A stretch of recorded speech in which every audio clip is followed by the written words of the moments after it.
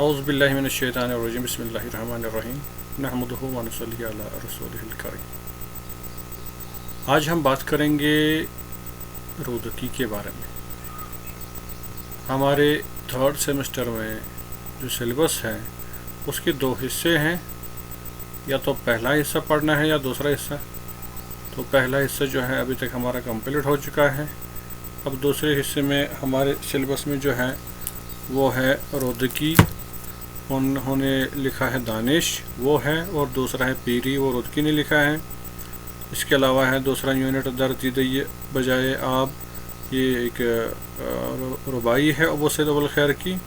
دوسرا ہے گر مردہ بودم، وہ بھی ان کی ربائی ہے، وہ ہمارے سلیبس میں ہے دوسرے کریڈٹ میں۔ تو اس وقت ہم بات کریں گے ابو سید ابو الخیر پر اور رودکی پر، اور اس کے علاوہ عمر خیام کی دو رباعیاں ان پر بات کریں گے۔ اس کے علاوہ جو ہے گنی کشمیری کی دو غزلیں ہیں، ان پر ہم بات کریں گے۔ اس کے علاوہ غزنوی دور کی شاعری پر ہمیں بات کرنی ہے، اس پر بھی انشاءاللہ بات کریں گے۔ اور کچھ جنریز ہیں اور اصطلاحات ہیں فارسی ادبیات کی، ان پر ہم بات کریں گے انشاءاللہ۔ تو آج ہم اس لیکچر میں بات کریں گے رودکی کے حوالے سے۔ رودکی کون تھا، یہ ہمارا پہلا کریڈٹ ہے۔ دوسرا جو ہمارا پیپر ہے اس میں، البتہ ایگزام کے لیے ہمیں دو میں سے ایک پیپر یہ ایگزام کے لیے تیار کرنا ہے۔ تو ابھی ہم جو ہے دوسرا پیپر شروع کر رہے ہیں، رودکی کے بارے میں بات کریں گے۔ رودکی کا نام ابو عبداللہ جعفر بن محمد رودکی سمرقند کے قریب قصبہ روتک میں پیدا ہوئے۔ رودکی کے بارے میں مشہور ہے کہ وہ مادر ذات اندھا تھا، لیکن ان کے کلام کو پڑھ کر ایسا لگتا ہے کہ یہ بات صحیح نہیں ہو سکتی، کیونکہ جو مناظر فطرت کی عکاسی، عالمانہ اور حکیمانہ کلام انہوں نے باقی چھوڑا ہے، اسے حاصل کرنے کے لیے یا اسے سمجھنے کے لیے آدمی کو نہ صرف آنکھوں کی بصارت کی ضرورت ہے، بلکہ صبر و استقلال اور خوشحال مالدار ہونا ضروری ہے۔ مالدار کا ہونا جو ہے لازمی ہے۔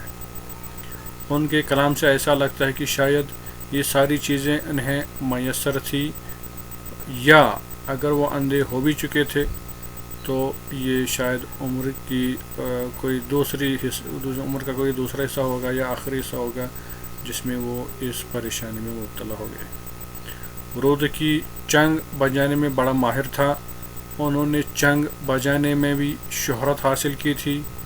اس کے علاوہ انہیں سریلی آواز تھی جس سے ہر کوئی اثر پذیر ہوتا تھا۔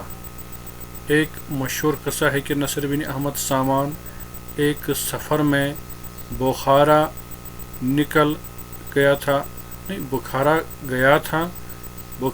سے وہ گیا تھا، اور بخارا اس کا پائتخت تھا۔ کچھ لوگوں کو وہاں اپنے ساتھ لیا ہوا تھا، اور واپس وہاں بخارا آنے کا نام ہی نہیں لے رہا تھا۔ اسے بخارا کی یاد بھی نہیں آ رہی تھی، اور باقی لوگ بادشاہ کی طبیعت کو رنج بھی نہیں کرنا چاہتے تھے۔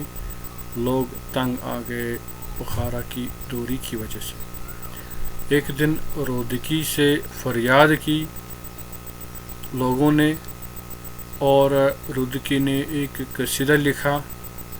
جب لکھا تو اس کے بعد بادشاہ کے سامنے پڑھا، اور بادشاہ ان الفاظ کو سننے سے اتنا اثر پذیر ہوا، اتنا متاثر ہوا کہ بنا موزہ پہنے وہ بخارا کی جانب روانہ ہونے لگا۔ اس نے سارے لوگوں کو آمادہ کیا اور واپس بخارا آئے۔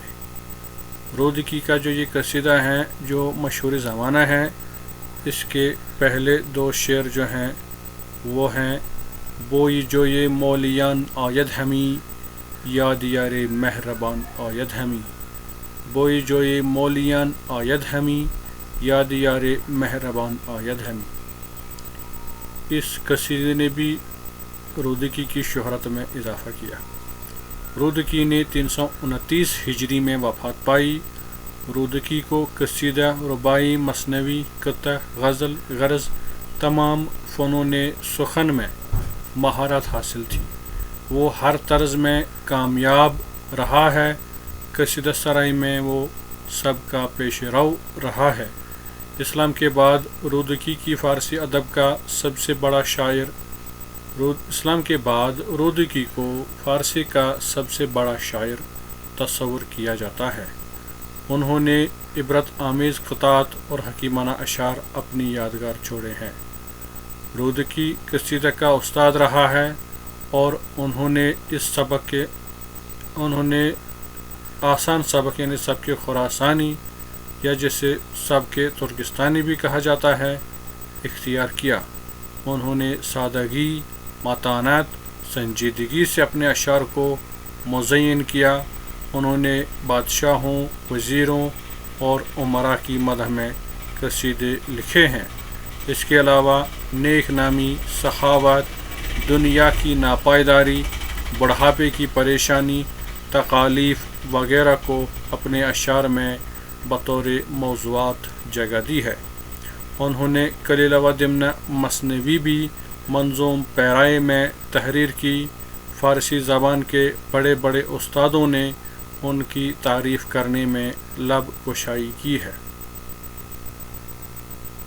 انصری نے کہا ہے، غزل رودکی وار نیکو بود، یعنی رودکی کی جو غزلیں ہیں وہ رودکی کی جیسے جو غزلیں ہیں وہ کافی اچھی ہیں۔ غزل ہائے من رودکی وار نیست، میری غزلیں رودکی کی جیسی نہیں ہیں۔ وار کا مطلب ہے جیسی۔ غزل رودکی وار نیکو بود، غزل ہائے من رودکی وار نیست۔ اس طرح سے قصائی مروزی ایک اور شاعر ہیں، انہوں نے بھی ان کی تعریفیں کی ہیں۔ کہا کہ رودکی استاد شاعران جہان بود، صد یک از او تویی قصایی برگشت، صد یک از او تویی قصایی برگشت۔ رودکی استاد شاعران جہان بود، صد یک از او تویی قصایی برگشت۔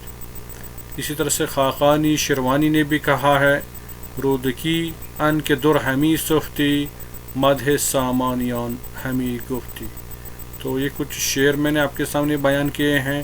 ان سے پتہ چلتا ہے کہ رودکی کی عظمت، جو اس کے بعد شاعر اٹھے ہیں ایران سے، انہوں نے بھی ان کی عظمت کا اعتراف کیا ہوا ہے اور وہ بھی ان کو استاد مانتے ہیں۔ تو یہاں پر ہم آج رودکی کے حوالے سے مختصر بات کر چکے ہیں، تو یہاں پر ہم اس بات چیت کا اختتام کرتے ہیں۔ ملتے ہیں انشاءاللہ نیکسٹ لیکچر میں، تب تک کے لیے خدا حافظ۔